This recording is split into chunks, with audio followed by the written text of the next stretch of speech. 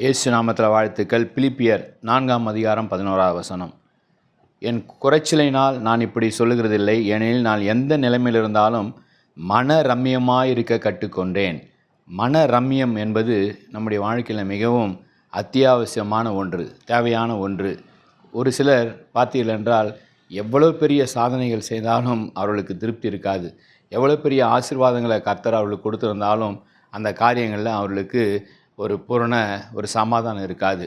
அமெரிக்காவில் ஒரு முன்னாள் நீதிபதி ட்ரூமேன் என்கிற ஒரு அமெரிக்க அதிபரை குறித்து ஒரு சம்பவத்தை வாசிக்கும் பொழுது, அந்த ட்ரூமேன் அமெரிக்காவில் தலை சிறந்த அமைச்சர்கள், அதிகாரிகள் எல்லோரும் சேர்ந்து வெள்ளை மாளிகையில் ஒரு விருந்து ஏற்பாடு செய்திருந்தார்கள். சந்தோஷம், களிப்பு, ஆனந்தம், எல்லாரும் சந்தோஷம். அமெரிக்க அதிபர் நமக்கு விருந்து தருகிறார். ஆனால் இந்த அதிபர் ட்ரூமேன் சோகமாக முகத்தை வைத்து உட்கார்ந்திருந்தார். அப்பொழுது அருகில் இருந்த அவருடைய நண்பர் கேட்டாராம், ட்ரூமேன், நீங்கள் ஏன் எல்லாரும் சந்தோஷமாக இருக்கிறோம், நீங்கள் ஏன் ரொம்ப அமைதியாக ஒரு சோகத்தோடு இருக்கிற மாதிரி தெரிகிறதே என்று கேட்ட உடனே ட்ரூமேன் சொன்னாராம், ஆமாம், எனக்கு இந்த வேலையில் திருப்தி இல்லை அப்படின்னு சொன்னாராம்.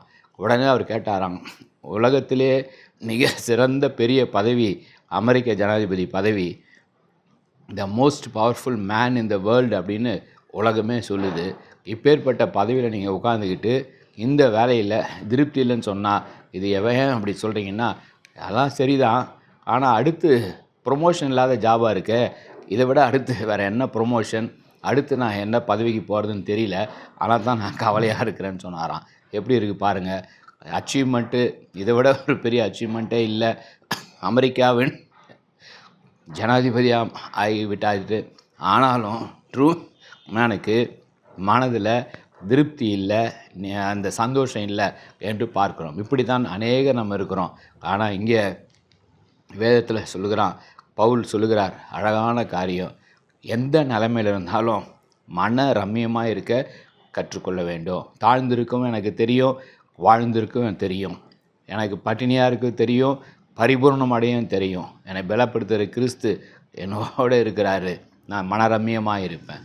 மனரம்மியமாக இருங்கள். ஆண்டவர் கொடுத்த காரியங்களில் திருப்தியாக அவருக்கு நன்றி செலுத்துங்க. கர்த்தர் இன்னும் அதிகமாக இவங்களையும் என்னையும் ஆசீர்வதிப்பார். ஜெபிப்போம்.